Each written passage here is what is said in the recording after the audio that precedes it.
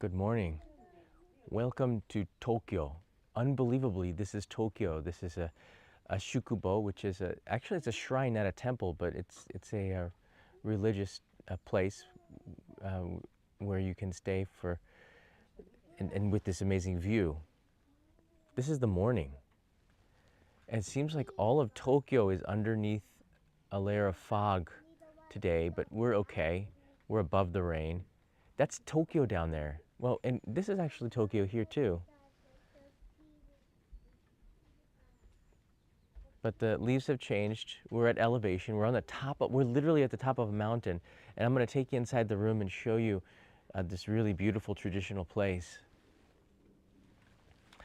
Good morning, everybody. I'm here filming a main channel episode, so I don't have a lot of time. I got to get out there and film some of the beauty of this place, but it's pretty crazy. I found out about this place about a year ago. It's Mount Mitake. This is like on the top of a mountain, and you have got to take a cable car to get to the top here. The temperature today is it's cool, but it's not cold, you know. This is the cable car. Let me pull this up here. You have to take this cable car, the Mitake Tozan Railway, which I believe is, which rail line company is Keio. So you got to take this at the top. You can't drive a car. You can hike to the top, but you can't drive. And that's the great thing about this place. There's no cars up here. So everybody comes in by this cable car. And after you get from the cable car, you have to hike all the way to the hotel or the village. And I made a little time lapse for you to share.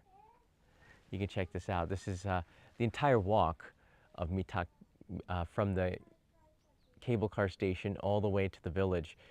It takes about 20 minutes. It goes downhill at first, and then you start going uphill fairly steeply. Right about here. And yeah, right here, it's pretty steep. But when you get to the top, and you can see there are a lot of people, mostly Japanese here. This is where I get to the shukubo, or the I keep saying temple, but it's really a shrine. So it was pretty cool walk up here. And they said it was going to be rain on the weather forecast, but I'm kind of pleasantly satisfied with the steam. It's really satisfying to see it it's starting to creep up now into the trees. Look at that. Soon it'll envelop all of this area, I think. So this is the last time I'm really going to see the autumn foliage, probably for a little while, at least with this colors, before it moves away. The fog adds mood. It sure does, Jason. This is maybe one of the better rooms in the place. Some of the average rooms are a little bit smaller, but this has two places to sit outside, drink coffee, kind of take in the view. I like this. This place is called Komadori Sanso. The link is in the description. It's quite popular. So what we have here is Mama and son at the kotatsu. The kotatsu is the center of Japanese rooms in the winter, late fall, early spring. You can see it's got this red glow because there's heat going on down there. There's Kanai's feet staying toasty warm, and it becomes the center of the Japanese house. Oh look, we bought this at the cable car station too. It's a model. The train goes up and down. So the cable car pulls one to the other. That's kind of cool.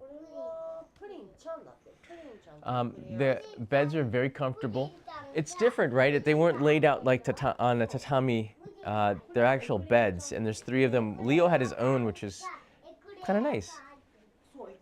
But I like this. You're staying basically in an old traditional Japanese house. That's the feeling. You get it just by looking at the roof. Look at this. It's really beautiful. And clean. We haven't turned on that TV at all. There's no reason to when you're out here, but it's nice to have it. Refrigerator, some mats to sit down on the floor. And we have our own private bath. I guess it's an onsen. I'm not sure, but it's kind of neat to have your own private bath. So if you have tattoos, you don't have to worry about it. But the public bath is kashikiri, or private, or rental. So you have to reserve a time. So I don't think it's an issue if you have tattoos. You can stay here because you schedule the time to go into the bath, and only you and your family get to use one of the two baths that are here. They're quite large. I'm going to make this for the main channel video, but you'll see it. You'll see it there. But I thought it would be kind of neat to share the room and the experience of staying in atop a mountain. Let me show you the map really quickly. I don't think you guys can you realize how amazing this place is until you see where we are. So Tokyo is one of Japan's 47 prefectures. You can see it's that box right there. There's the city on the right side, and we're on the left in the zone. And you can see Tokyo's got urban area, and it's got mountains to the west. And that's where we are right now. You see Okutama is going to come up here. So this is from Tachikawa, which is like the end of that urban area. There's Okutama up there, and we're at Mitake, which is more in the center. It's pretty deep. I don't think it's that high up, but it seems like maybe like 1,500 meters or so, maybe more. Definitely higher than the Sky Tree.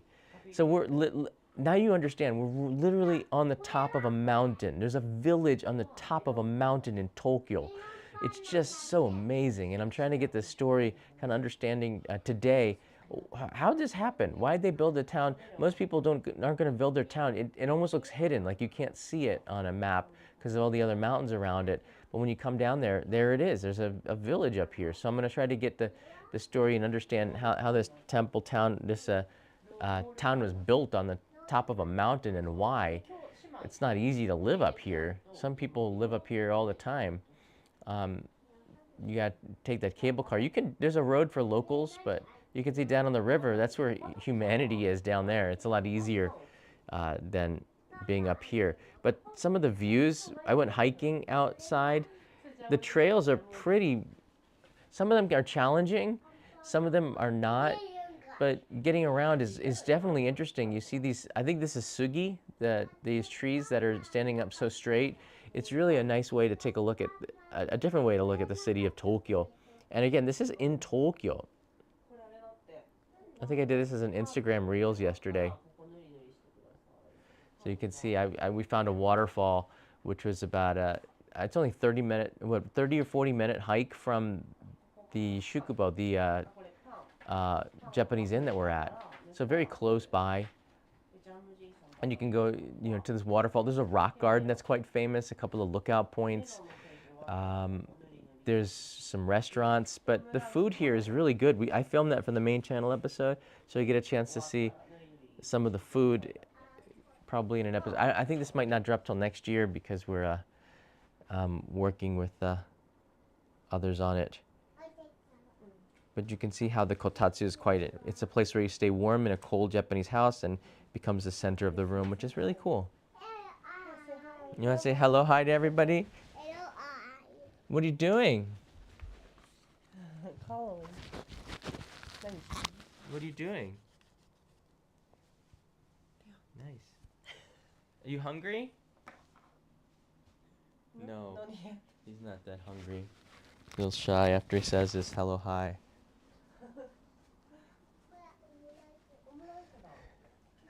It's very peaceful. So I wanted to get out of Tokyo, and I ended up staying in Tokyo. Sometimes a retreat or getting away, you end up not going as far as you thought, but also finding some sort of a paradise that is not as far as you thought. It's really interesting. And I would say, like, of all the tourists that visit Tokyo, 99% of them will never find their way up here or to this side of Tokyo. Most people follow the guidebooks. They go out to, and they're beautiful places in Nagano, up in Tohoku. You're going down to Hiroshima, to Kyoto. But you can find culture and history right here in Tokyo. You don't even have to leave the prefecture. And with the islands that Tokyo has going out into the Pacific, there's just so much just right here that sometimes we take for granted. I think we do take for granted. And you can see the steam is really starting to come up now. Oh, no, it looks like it's gone down. It's gone down. There's a light rain falling in the woods around. Temperature is like typical October, even though it's November. It's like I don't know, maybe 10 degrees, 50 in the 50s Fahrenheit. It's relatively warm, actually, when I think about it. You don't need a jacket yet. I'm okay with just a sweatshirt and a button down. But the food here, and a shukubo, which is a Buddhist temple, typically, I'm going to ask him about it because this is a Shinto shukubo. I never heard of that before. But the food is typically all vegetarian because in Buddhist cuisine you don't eat any meat. But here we had some fish, spiderweb. We had some fish, we had some duck. I'm not sure, I think it was duck. So it was a little bit different. And that's not a bad thing because I like to eat meat. And so this shukubo worked out pretty good for me. But typically at a Buddhist shukubo, there's no meat involved. So shukubo stay is more than just a Buddhist temple. I'm going to find out more about it. Right now, it's the Nightbot writes in here the temperature, but that's accurate for Tokyo City down there. We're up at elevation, so it's going to be probably 10 degrees colder than that. Fahrenheit, so probably like 50 or 49 to 55, somewhere in that range. But it's certainly colder. Cooler, I should say. And that's the main house. So we're kind of like, we enter in through this gate and we kind of come down all the way here to this very special place. This is certainly this is certainly the best room. Let's just put it like that. This is the best room here. No wind for sure, Ronald. Wait, if you listen, you can hear the birds. Here, hold on.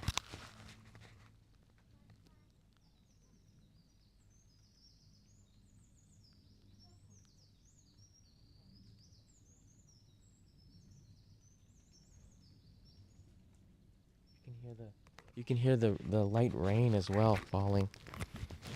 I'm hoping that it stays like this for the rest of the trip because we got to go up to the Mitake shrine and film up there. The thing is, we had to get permits for everything here for filming, so it should be a really good main channel episode. We drove here from Shinjuku. It took 90 minutes. 90 minutes from Tokyo. you can drive here. I would recommend driving because a lot of places aren't as accessible by train. The populations in this area are a lot smaller, so there's not a lot of reason to have a lot of trains. But the Chuo line does run out here going towards Okutama, I believe, but stops at Mitake and a couple of other stations. You could literally walk from the station to here. There's not a lot of traffic.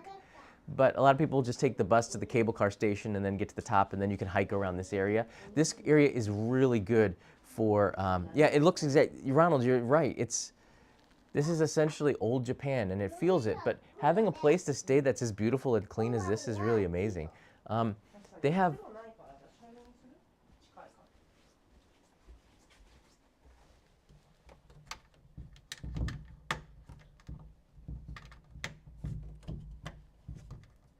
Oh, Kanai, we're locked in. We're locked in?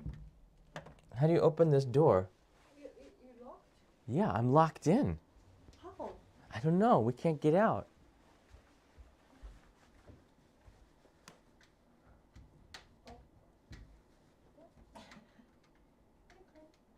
Who locked the door last night?